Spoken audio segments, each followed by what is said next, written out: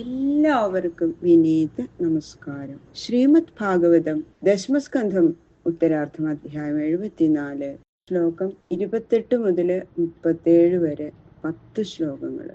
പാണ്ഡവരെല്ലാം ശ്രീകൃഷ്ണ പാദപത്മങ്ങള് കഴുകി ആ പാദതീർത്ഥം എല്ലാവരും ശിരസിലങ്ങൾ ധരിച്ചു ഭക്തിപൂർവ്വം. എന്നിട്ട് ഭഗവാനെ പീതാംബരപ്പട്ടൊക്കെ ഉടുപ്പിച്ച് സർവാഭരണ വിഭൂഷിതനാക്കി അങ്ങനെ ഇരുത്തുന്നു. കൃഷ്ണായ വാസുദേവായ ഹരയേ പരമാത്മനെ പ്രണതക്ലേശനാശായ ഗോവിന്ദായ നമോ നമഃ. ഓം നമോ ഭഗവതേ വാസുദേവായ. ഓം നമോ ഭഗവതേ വാസുദേവായ. ഓം നമോ ഭഗവതേ വാസുദേവായ. ശ്ലോകം 28. വാസോഭി പീതകൗശേയൈർ ഭൂഷണൈശ്ച മഹാധനൈ അർഹൈത്വാ അശ്രുപൂർണാക്ഷോ നാശകത് സമവേക്ഷിതും. പിന്നെ ഭഗവാനേതാ മനോഹരമായ ഒരു പീതാംബരം ധരിപ്പിച്ചു, മറ്റൊരു പീതാംബരം ഉത്തരീയമായിട്ടും ധരിപ്പിച്ചു. അതിനുശേഷം എന്താ വളരെ വില പിടിച്ച രത്നങ്ങൾ കൊണ്ടുള്ള ആഭരണങ്ങള്, വനമാല, മുത്തുമാല, അങ്ങനെ അനേകം ആഭരണങ്ങളൊക്കെ ഇങ്ങോട്ട് ധരിപ്പിച്ചു. അതിസുന്ദര രൂപത്തിലിരിക്കുന്ന ആ ശ്രീകൃഷ്ണ ഭഗവാനെ വേണ്ട വിധം ആ മനോഹര രൂപം നല്ലവണ്ണം നോക്കി കാണാൻ സാധിച്ചില്ല ധർമ്മപുത്ര രാജാവിന് എന്നാണ് പിന്നെ പറഞ്ഞത്. അതെന്തുകൊണ്ടാ? ഇങ്ങനെ ഭഗവാനെ പൂജിച്ച് അലങ്കരിക്കാനൊക്കെ ഉള്ള ഭാഗ്യം എനിക്ക് ഉണ്ടായില്ലേ എന്ന് അങ്ങോട്ട് ചിന്തിച്ചപ്പോ ധർമ്മപുത്ര രാജാവിന് ശരിക്കും ആ സന്തോഷം കൊണ്ട് കണ്ണുകളൊക്കെ അങ്ങോട്ട് നിറഞ്ഞു. ആ വികാരം വന്നിട്ട് ആനന്ദ ബാഷ്പം നിറഞ്ഞത് കൊണ്ട് ആ കണ്ണുകളില് ഭഗവാനെ ശരിക്കും അങ്ങോട്ട് ആ മനോഹര രൂപം നോക്കി കണ്ട് ആസ്വദിക്കാൻ അദ്ദേഹത്തിന് സാധിച്ചില്ല. കണ്ണിന്നിങ്ങനെ വെള്ളം വീഴുന്നുണ്ട്, പാദങ്ങൾ കഴുകിയിട്ടുണ്ട്, പക്ഷേ ഭഗവാനെ വേണ്ട വിധം നോക്കി കണ്ട് ആസ്വദിക്കാൻ സാധിച്ചില്ല എന്നാണ് പറയുന്നത്. ഇത്തം സഭാജിതം വീക്ഷ്യ സർവേ പ്രാഞ്ജലയോ ജനാ നമോ ജയേതി നേമുസ്തം നിപേതു പുഷ്പവൃഷ്ടയ.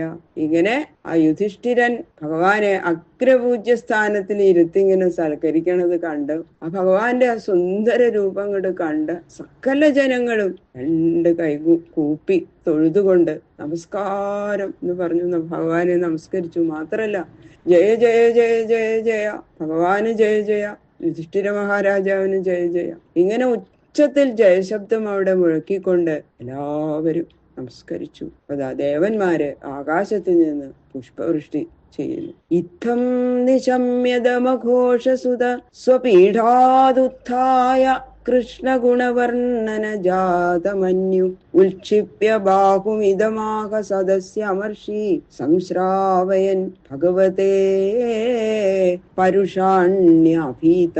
സഹദേവൻ പറഞ്ഞത് കേട്ടപ്പോ തന്നെ സദസ്യരെ അഭിനന്ദിച്ചു പറഞ്ഞതോ ഇതൊക്കെ കേട്ടപ്പോ ആ ശ്രീകൃഷ്ണന്റെ ഗുണഗണങ്ങൾ ഇങ്ങനെ വർണ്ണിക്കണ അത്തങ്ങട്ട് കേട്ടപ്പോ ശിശുപാലന്റെ ക്രോധം ജ്വലിച്ചു. സഹദേവൻ പറഞ്ഞത് മുതല് സദസ്യരെ അഭിനന്ദിച്ചു പറഞ്ഞത് വരെ എല്ലാം കേട്ടപ്പോ ശ്രീകൃഷ്ണനെ പറ്റിയിട്ടല്ലേ ഭഗവാന്റെ ഗുണഗണങ്ങൾ ഇങ്ങനെ വർണ്ണിക്കല്ലേ. ശിശുപാലൻ അങ്ങോട്ട് ക്രോധം കൊണ്ട് ജ്വലിച്ചു. അത് കഴിഞ്ഞതാ മഹാരാജാവ് അഗ്രപൂജയും കൂടി ചെയ്തത് കണ്ടപ്പോ പിന്നെ പറയേണ്ട കാര്യമില്ല. ആ പീഠത്തിൽ നിന്ന് അങ്ങോട്ട് എണീട്ട് വലത്ത് കൈ അങ്ങോട്ട് ഉയർത്തി, സഹിക്കാൻ പറ്റണില്ല ഭഗവാന്റെ ഗുണങ്ങൾ അങ്ങോട്ട് കേൾക്കുമ്പോഴേ പരുഷ വാക്കുകള് അങ്ങോട്ട് തുടങ്ങി. ഒരു ഭയവും കൂടാതെ ഭഗവാനെ പറ്റിയിട്ടുള്ള ആക്ഷേപങ്ങൾ അങ്ങോട്ട് ചൊരിയാൻ തുടങ്ങി ശിശുപാലൻ. അപ്പൊ ഈ ശിശുപാലനും ദന്തവക്തരനും പൂർവ്വ ജന്മത്തിലെ ഭഗവത് പാർഷദന്മാരായിരുന്നല്ലോ. അവര് സനകാദികളുടെ ശാപം നിമിത്തമാണ് അസുരന്മാരായിട്ടത്. അതുകൊണ്ടാണ് അഗ്രപൂജ സ്ഥാനത്തില് ഇരുത്തി ആ ഷോഡശ ഉപചാര പൂജ ചെയ്യുന്ന സമയത്തൊന്നും എണീട്ടില്ല. അത് കഴിഞ്ഞതിന് ശേഷം തന്നെ എണീട്ട് പറയാൻ തുടങ്ങിയുള്ളൂ. അല്ലെങ്കിൽ ആ പൂജ കഴിയുന്നതിന് മുമ്പ് തന്നെ ആക്ഷേപിക്കായിരുന്നു. അപ്പൊ അവര് ഉള്ളില് ഭഗവത് ഭക്തന്മാരാണ്. അതുകൊണ്ട് ആക്ഷേപരൂപമായി പറയുന്ന വാക്കില് ആന്തരികമായിട്ട് സ്തുതിയും കൂടി അടങ്ങിയിട്ടുണ്ടാവും. ഇനി താമസിയാതെ ഭഗവത് സന്നിധിയിൽ ചെന്നു ചേരണം ശിശുപാലന്. അതിന്റെ സമയമായി. അപ്പൊ അതിനധികം നല്ലത് എന്താ? ദേശഭക്തിയാണെന്ന്.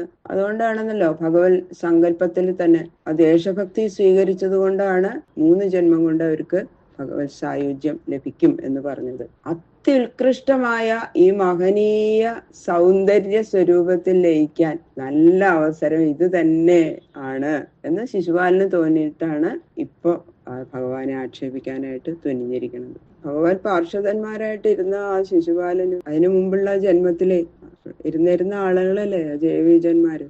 ഇപ്പൊ വൈകി ഭഗവാനോട് അങ്ങോട്ട് ചേരാൻ ഇപ്പോഴാണ് ഏറ്റവും പറ്റിയ സന്ദർഭം എന്നങ്ങോട്ട് തോന്നി ഭഗവാനെ ആക്ഷേപങ്ങൾ കൊണ്ട് അങ്ങനെ മൂടുകയാണ്. ഈശോ ദുരത്യയക്കാല ഇതി സത്യവതീ ശ്രുതി വൃദ്ധാനാമവിയൽ ബുദ്ധി ബാലവാക്യേ വിഭിദ്യതേ. കാലം എല്ലാം ശക്തിയുള്ളതും ആരാലും അതിക്രമിക്കപ്പെടുവാൻ കഴിയാത്തതുമാണെന്ന ചൊല്ല് ഏറ്റവും സത്യമാണ്. എന്തുകൊണ്ടെന്നാൽ യാതൊരു കാലത്തിന്റെ മഹിമയാൽ വൃദ്ധന്മാരുടെ ബുദ്ധിയും ബാലവാക്യങ്ങൾ കേട്ടിട്ട് ഭേദിച്ചു പോകുമല്ലോ. എന്താ പറയണെന്ന് വെച്ചാ, സഹദേവൻ ഒരു ചെറിയ ബാലൻ, അവന്റെ വാക്ക് കേട്ടിട്ടല്ലേ നിങ്ങളെല്ലാവരും വൃദ്ധന്മാരും കൂടി മിണ്ടാണ്ടിരുന്നത് എന്നാണ് പറയണത്. യൂയം പാത്രവിദാം ശ്രേഷ്ഠ മാമന്ധ്വം ബാലഭാഷിതം സദസസ്പദയ സർവേ കൃഷ്ണോയൽ സമ്മതോർഹണേ. ഹേ ശ്രേഷ്ഠന്മാരായ സദസ്യന്മാരെ, പാത്ര അപാത്ര നിർണയം ചെയ്യാൻ യോഗ്യന്മാര് നിങ്ങളാണ്. ഈ ബാലനായ സഹദേവനല്ല, ശ്രീകൃഷ്ണൻ അഗ്രപൂജാർഹൻ എന്നുള്ള ഈ ബാലഭാഷിതത്തെ നിങ്ങൾ സ്വീകരിക്കരുത്. എന്ത് യോഗ്യത ഈ ശ്രീകൃഷ്ണനുള്ളത് എന്നൊക്കെയാണ് ശിശുപാലന്റെ പിന്നത്തെ വാക്കുകൾ. തപോ വിദ്യാവ്രതധരാൻ ജ്ഞാനവിധ്വസ്ത കൽമഷാൻ പരമർഷീൻ ബ്രഹ്മവിഷ്ഠാൻ ലോകപാലേശ്ച പൂജിതാൻ സദസ്പദീനതിക്രമ്യ ഗോപാലകുലപാംസന യഥാ കാകപുരോടാശം സപര്യാം കഥമർഹതി. തപസ്, പഠിപ്പ്, വ്രതം എന്നിവ കൊണ്ട് സിദ്ധിച്ച പരിശുദ്ധാത്മജ്ഞാനത്താൽ സകല പാപങ്ങളും നശിച്ച് അന്ധക്കരണം പരിശുദ്ധമായി ഭവിക്കയാൽ എങ്ങും ഒരുപോലെ പ്രകാശിച്ചു കൊണ്ടിരിക്കുന്ന ബ്രഹ്മത്തെ സാക്ഷാത്കരിച്ച് അതിൽ നിന്ന് തെറ്റാതെ ഇരിക്കുന്ന ഋഷീശ്വരന്മാരെ സദസ്യരെ ഉപേക്ഷിച്ച് കുലധർമ്മത്തിന് വിരോധമായി പ്രവർത്തിച്ചു കൊണ്ടിരിക്കുന്ന ഒരു ഗോപനായ ശ്രീകൃഷ്ണനെ കാക്കയെ ഹവിസിന് അവകാശിയാക്കി വെക്കുന്നത് പോലെയല്ലേ അഗ്രപൂജയ്ക്ക് അർഹനാക്കി വെച്ചത്? ഈ പ്രവൃത്തി കേവലം അയോഗ്യമായി പോയി. ഇത് മഹാമോശായി. വർണ്ണാശ്രമകുലാവേദ സർവധർമ്മ ബഹിഷ്കൃത സ്വൈരവർത്തി ഗുണൈർഹീന സപര്യാം കഥമർഹതി. ജാതി, ആശ്രമം, കുലം ഇതൊന്നുമില്ല ഇവന്. ഒരുവിധ ധർമാനുഷ്ഠാനവും ഇല്ല. ഇഷ്ടം പോലെ എന്തും ചെയ്ത് നടക്കുന്നവൻ, യാതൊരു ഗുണങ്ങളും ഇല്ലാത്തവൻ. ഇങ്ങനെ ഇരിക്കുന്ന ഈ കൃഷ്ണൻ പൂജ എങ്ങനെ അർഹിക്കണു? ഒരിക്കലും ഇവൻ പൂജാർഹനല്ല.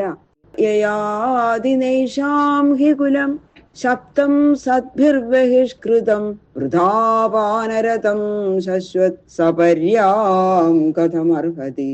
യദുകുലത്തെ തന്നെ ദുഷിക്കുകയാണ് പിന്നത. ഇവരുടെ ഈ യദുക്കളുടെ പൂർവ്വപിതാവായ യയാതി ശപിച്ചത് കൊണ്ട് സജ്ജനങ്ങളൊന്നും ഇവരെ ഒരു കൂട്ടത്തിലും ചേർക്കാതെ നീക്കി നിർത്തിയിരിക്കുക. എപ്പോഴും മദ്യപാനം ചെയ്യുന്നത് ഇവരുടെ സ്വഭാവമാണ്. ഈ കൂട്ടത്തിൽ ഉൾപ്പെട്ടിരിക്കുന്ന ഈ കൃഷ്ണനെ എങ്ങനെയാ പൂജിക്കുന്നത്? ബ്രഹ്മർഷി സേവിതാൻ ദേശാൻ ഹിത്വൈതേ അബ്രഹ്മവർച്ചസം സമുദ്രം ദുർഗമാശ്രിത്യ ബാധന്തേ ദസ്യവ പ്രജാഃ. ഈ യാദവന്മാരെ ബ്രഹ്മർഷികൾ വസിക്കുന്ന സ്ഥലങ്ങളൊക്കെ ഉപേക്ഷിച്ചിട്ട് വേദശബ്ദം കേൾക്കാത്ത ദുർഗമമായ സമുദ്രത്തെ ആശ്രയിച്ച് പ്രജകളെ ദ്രോഹിക്കുന്നവരാ. എന്നിട്ട് അതിൽപ്പെട്ട ഇവനെയാ പൂജിക്കാനിരുത്തിയിരിക്കുന്നത്. ബാക്കിയുള്ള ശ്ലോകങ്ങള് നാളെ നോക്കാം. സർവത്ര ഗോവിന്ദ നാമ സങ്കീർത്തനം ഗോവിന്ദ ഗോവിന്ദ ഗോവിന്ദ.